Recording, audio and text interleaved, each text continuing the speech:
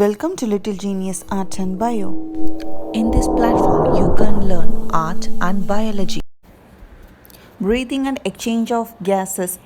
Respiration. இந்த சாப்டரில் இது பார்ட் 4 வீடியோ. இந்த லெக்சர் கிளாஸில் நம்ம பார்க்க போகிறது exchange of gases. First time இந்த வீடியோ பார்க்குறவங்களுக்காக நான் ஒன்று சொல்கிறேன். ப்ரீவியஸ் பார்ட்டை பார்த்துட்டு வாங்க. இது வந்து part 4 video. So part 1, part 2, part 3 இந்த மூணையும் பார்த்துட்டு இந்த லெக்சர் கிளாஸ் நீங்கள் பார்த்தீங்கன்னா ஒரு கண்டினியூஷன் இருக்கும். அதுவும் இல்லாமல் நல்லா புரியும். ஏன்னா ப்ரீவியஸ் லெக்சர் கிளாஸஸில் நம்ம எல்லா கான்செப்டுமே கிளியராக சொல்லியிருக்கோம். அதை பார்த்துட்டு இந்த லெக்சர் கிளாஸ்க்கு வாங்க. ஓகேவா? Let's get in to the topic exchange of gases. வாயு பரிமாற்றம். எக்ஸ்சேஞ்ச் ஆஃப் கேஸஸோட ப்ரைமரி சைட் எதுன்னு பார்த்தீங்கன்னா ஆல்வியோலை அண்ட் பிளட் வெசல்ஸ். ஆல்வியோலைக்கும் பிளட் வெசலுக்கும் இடையில கேஸ் எக்ஸ்சேஞ்ச் ஆகிறத நம்ம ப்ரைமரி சைட்டுன்னு சொல்கிறோம். இங்கே மட்டும் இல்லாமல் எக்ஸ்சேஞ்ச் ஆஃப் கேஸஸ் வேறு எங்கே நடக்குதுன்னு பார்த்தீங்கன்னா பிளட் அண்ட் டிஷ்யூஸ். பிளட்டுக்கும் டிஷ்யூஸ்க்கும் இடையில கேஸ் எக்ஸ்சேஞ்ச் ஆகுது. இந்த ரெண்டு இடத்துல தான் கேஸஸ் எக்ஸ்சேஞ்ச் ஆகுது. இந்த கேஸஸ் சிம்பிள் டிஃப்யூஷன் மூலியமாக எக்ஸ்சேஞ்ச் ஆகுது. சிம்பிள் டிஃப்யூஷன் இதை நீங்கள் சின்ன கிளாஸஸ்லேயே படிச்சிருப்பீங்க. மாலிகூல்ஸ் ஹையர் கான்சன்ட்ரேஷனில் இருந்து லோவர் கான்சன்ட்ரேஷனுக்கு மூவ் ஆகும். கரெக்டாக? Passive transport of molecules from higher concentration to lower concentration. இது ஒரு பேசிக்கான கான்செப்ட். இது எல்லாத்துக்குமே நமக்கு தெரியும். சிம்பிள் டிஃப்யூஷன் இங்கே நடக்குதுன்னு சொல்லியிருந்தேன். இதை என்னென்ன ஃபேக்டர்ஸ்லாம் அஃபெக்ட் பண்ணுது அப்படின்னு பார்க்கலாம். First thing, solubility of gases. வாயுக்களோட கரையும் தன்மை. அதுவும் ரெண்டாவது விஷயம், இந்த மெம்ப்ரைனோட திக்னஸ் ஆஃப் தி மெம்ப்ரைன். இந்த ரெண்டுமே ரேட் ஆஃப் டிஃப்யூஷனை அஃபெக்ட் பண்ணுற ஃபேக்டர்ஸ். கேஸஸ் எப்படி எக்ஸ்சேஞ்ச் ஆகுது? சிம்பிள் டிஃப்யூஷன் மூலியமாக. இந்த சிம்பிள் டிஃப்யூஷனை அஃபெக்ட் பண்ணுற ஃபேக்டர்ஸ் எதெல்லாம்? கேஸஸோட solubility and thickness of the membrane. Partial pressure. அடுத்து நம்ம பார்க்க போகிறது partial pressure of oxygen and partial pressure of carbon dioxide. முதல்ல பார்ஷியல் ப்ரெஷர் அப்படின்னா என்ன அப்படின்றது உங்களுக்கு தெரிஞ்சிருக்கும். பட் இதை குயிக் ஒரு ரீகேப் மாதிரி பார்த்துடலாம். ஒரு மிக்சர் ஆஃப் கேஸஸில் ஒவ்வொரு இண்டிவிஜுவல் கேஸும் ஒவ்வொரு ஃபோர்ஸ் எக்ஸர்ட் பண்ணும். தமிழ் மீடியம் ஸ்டூடெண்ட்ஸ்க்கு இன்னும் கொஞ்சம் புரிகிற மாதிரி சொல்லணும் அப்படின்னா, ஒரு வாயு கலவையில் ஒவ்வொரு வாயுவும் தனிப்பட்ட ஒரு அளவில் அழுத்தம் கொடுக்கும். அந்த அழுத்தத்தை தான் அந்த வாயுவோட பகுதி அழுத்தம் அப்படின்னு நம்ம சொல்கிறோம். சரியா? Pressure contributed by an individual gas in a mixture of gas is called partial pressure. Okay, ஆக்சிஜனோட பார்ஷியல் ப்ரெஷரை நம்ம எப்படிங்க ரெப்ரசன்ட் பண்ணுறோம்? PO2. அண்ட் கார்பன் டை ஆக்சைடோட பார்ஷியல் ப்ரெஷரை நம்ம இங்கே எப்படி ரெப்ரசன்ட் பண்ணுறோன்னா PCO2. Get it clear with this. இன்னும் கூட கொஞ்சம் புரிகிற மாதிரி சொல்லணுன்னா, இதுதான் ஒரு கேசியஸ் மிக்சர். ஓகேவா? இதில் ஆக்சிஜன் இருக்குது, கார்பன் டை ஆக்சைடு இருக்குது, இன்னும் ஒரு சில கேஸஸ் இருக்குது. சரியா?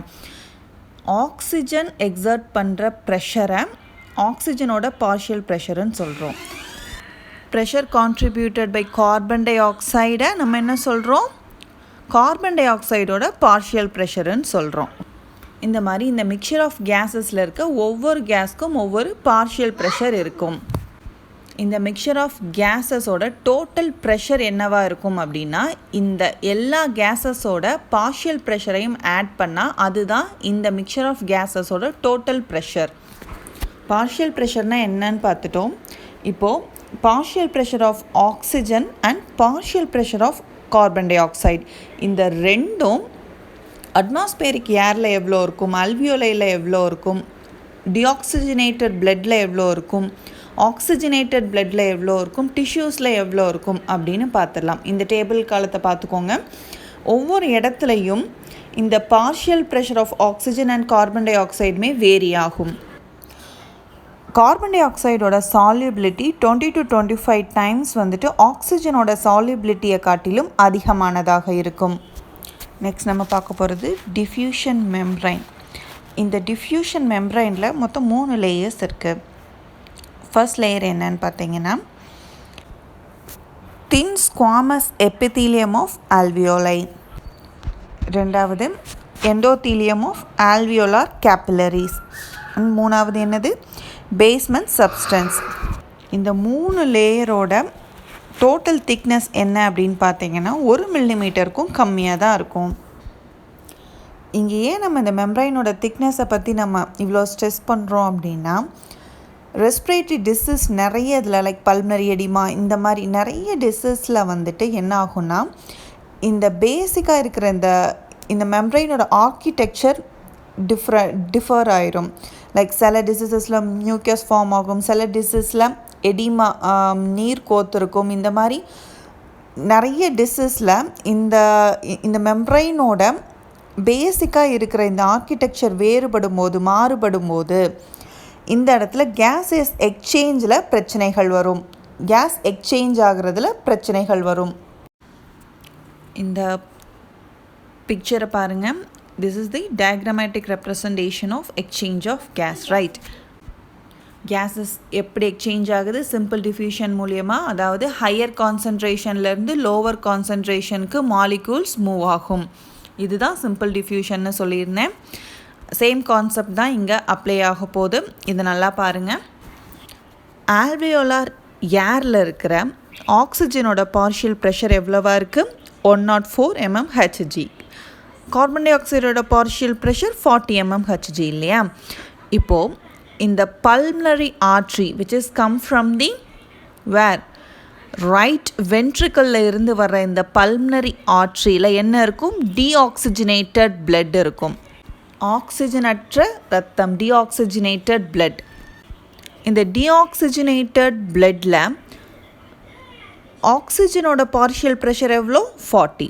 கார்பன் டை ஆக்சைடோட பார்ஷியல் ப்ரெஷர் எவ்வளோ? 45. கரெக்டாக? இப்போது நான் ஆல்ரெடி சொல்லியிருந்த மாதிரி கான்சன்ட்ரேஷன் கிரேடியன்ட், அதாவது மாலிகூல்ஸ் ஹையர் கான்சன்ட்ரேஷன்லேருந்து லோவர் கான்சன்ட்ரேஷனுக்கும் மூவ் ஆகும். கரெக்டாக? நல்லா கவனிங்க. இப்போது partial pressure of oxygen alveolar ஏரில் அதிகமாக இருக்குது, 104 இருக்குது. பல்மனரி ஆர்ட்ரியில் இருக்கிற டீஆக்சிஜனேட்டட் பிளட்டில் இருக்கிற பார்ஷியல் ப்ரெஷர் ஆஃப் ஆக்சிஜன் எவ்வளோ? 40 தான் இருக்குது. ஸோ இங்கே ஆக்சிஜன் ஆல்வியோலார் ஏரில் இருந்து பிளட் வெசல் கேபிலரிஸ்குள்ளே என்ட்ராகுது. கார்பன் டை ஆக்சைடு எப்படி எக்ஸ்சேஞ்ச் ஆகுது? டீஆக்சிஜனேட்டட் பிளட்டில் அதிகமாக இருக்குது, 45 mmHg இருக்குது partial pressure of carbon dioxide. Alveolar ஏரில் எவ்வளோ இருக்குது? கம்மியாக இருக்குது. Partial pressure of carbon dioxide எவ்வளோ? 40 mmHg. ஸோ பிளட்டில் இருந்து ஆல்வியோலார் ஏருக்குள்ளே கார்பன் டை ஆக்சைடு மூவ் ஆகுது. ஆக்சிஜன் பிளட் வெசலுக்குள்ளே என்ட்ரானதும் ஆக்சிஜனேட்டட் பிளட்டாக மாறிடுச்சு. இப்போ பல்மனரி வெயின் மூலியமாக இந்த ஆக்சிஜனேட்டட் பிளட் எங்கே வருது? லெஃப்ட் ஏட்ரியம்க்கு வருது. இந்த லெஃப்ட் ஏட்ரியம்க்கு வந்ததுக்கப்புறமா லெஃப்ட் வென்ட்ரிக்கலுக்கு போய் அதுக்கப்புறமா என்ன ஆகுது? சிஸ்டமிக் ஆர்ட்ரிஸ்குள்ளே என்ட்ராகுது. சிஸ்டமிக் ஆர்ட்ரிஸ்குள்ளே என்ட்ரானதுக்கப்புறமா இது பாடி ஃபுல்லாக சப்ளை பண்ணும். இப்போது டிஷ்யூஸில் நடக்கிற கேஸஸ் எக்ஸ்சேஞ்சை பற்றி பார்க்கலாம். இது நம்ம இன்டர்னல் ரெஸ்பிரேஷன் அப்படின்னு சொல்லுவோம். நல்லா கவனிங்க. டிஷ்யூஸில் ஆக்சிஜனோட பார்ஷியல் ப்ரெஷர் எவ்வளோவா இருக்கும் அப்படின்னா 40. டிஷ்யூஸில் கார்பன் டை ஆக்சைடோட பார்ஷியல் ப்ரெஷர் எவ்வளோ இருக்கும்? 45. ஓகேவா? இப்போது இந்த ஆக்சிஜனேட்டட் பிளட்டில் ஆக்சிஜனோட பார்ஷியல் ப்ரெஷர் எவ்வளோவா இருக்கும் அப்படின்னு பார்த்தீங்கன்னா 95 mmHg. கார்பன் டை ஆக்சைடோட பார்ஷியல் ப்ரெஷர் எவ்வளோன்னு பார்த்தீங்கன்னா 40 mmHg. ஓகேவா? So again partial pressure of oxygen 95 இருக்குது. ஹையர் கான்சன்ட்ரேஷன்லேருந்து லோவர் கான்சன்ட்ரேஷனுக்கு மூவ் ஆகும்னு சொல்லியிருந்தேன். இப்போ என்ன ஆகுது? பிளட் வெசல்லேருந்து டிஷ்யூஸ்க்கு ஆக்சிஜன் மூவ் ஆகும். அதே மாதிரி பார்த்தீங்கன்னா கார்பன் டை ஆக்சைடு டிஷ்யூஸில் இருந்து பிளட் வெசல்ஸ்க்கு மூவ் ஆகுது. இப்போ என்ன ஆகுது? சிஸ்டமிக் வெயின்ஸில் இருக்கிற இந்த டீஆக்சிஜனேட்டட் பிளட் மறுபடியும் எங்கே போகுது? ரைட் ஏட்ரியம்க்கு போய் ரைட் ஏட்ரியம்லேருந்து ரைட் வென்ட்ரிக்கிளுக்கு போய் ரைட் வென்ட்ரிக்கிள்லேருந்து பல்மனரி ஆர்ட்ரிக்கு போய் மறுபடியும் லங்ஸ்குள்ளே என்ட்ராகுது. அகைன் ப்ரைமரி சைட்டில் கேஸஸ் எக்ஸ்சேஞ்ச் நடக்கும். இது ஒரு சைக்கிள். இந்த எக்ஸ்சேஞ்ச் ஆஃப் கேஸ் எதெல்லாம் டிபெண்ட் பண்ணியிருக்கு? ஃபர்ஸ்ட் ஒன் இந்த ப்ரெஷர் gradient. செகண்ட் திங் என்னது solubility of gas and இன்னொரு விஷயம் என்னது thickness of the membrane. solubility of gasல ஒரு விஷயம் சொல்ல மறந்துட்டேன். solubility of gas carbon dioxideக்கு நான் என்ன சொல்லியிருந்தேன் 20 to 25 times higher than the oxygen.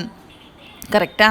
அப்படின்னா solubility of the gas which is directly proportional to the relative diffusion rate. இது நீங்கள் உங்கள் சின்ன கிளாஸஸ்லேயே படிச்சிருப்பீங்க. அப்படின்னா கார்பன் டை ஆக்சைடோட சால்யூபிலிட்டி அதிகமாக இருக்கும்போது அதோட டிஃப்யூஷன் ரேட்டும் அதிகமாக தான் இருக்கும் when compared to oxygen. Okay, come again. இந்த மெம்ப்ரைன், இந்த 3 லேயர் ஆஃப் மெம்ப்ரைனை ஞாபகம் வச்சுக்கோங்க. இந்த மெம்ப்ரைனோட திக்னஸ் 1 மில்லிமீட்டருக்கும் கம்மியாக இருக்கும் which facilitate the exchange of gas. 1 mmக்கும் கம்மியாக இருக்கிறதுனால கேஸ் எக்ஸ்சேஞ்ச் ஆகிறதுக்கு இது ரொம்பவே ஹெல்ப்ஃபுல்லாக இருக்குது.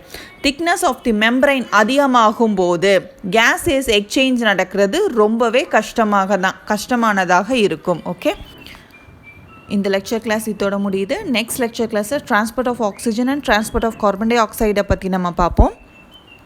இந்த வீடியோ உங்களுக்கு யூஸ்ஃபுல்லாக இருக்குது அப்படின்னு நீங்கள் நினச்சிங்கன்னா கிளிக் லைக் பட்டன், உங்கள் ஃப்ரெண்ட்ஸ்க்கும் இதை ஷேர் பண்ணுங்கள். அண்ட் உங்களுக்கு வேறு ஏதாவது டவுட்ஸ் இருந்துச்சு அப்படின்னா கமெண்ட் பண்ணுங்கள்.